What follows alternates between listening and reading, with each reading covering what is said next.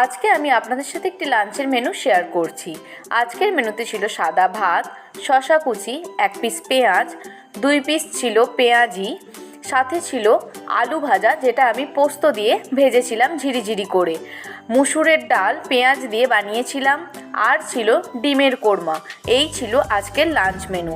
ভালো লাগলে আমাকে কমেন্টের মাধ্যমে জানাতে পারেন, আর আমার চ্যানেলে নতুন হলে চ্যানেলটি লাইক, শেয়ার, সাবস্ক্রাইব করতে ভুলবেন না।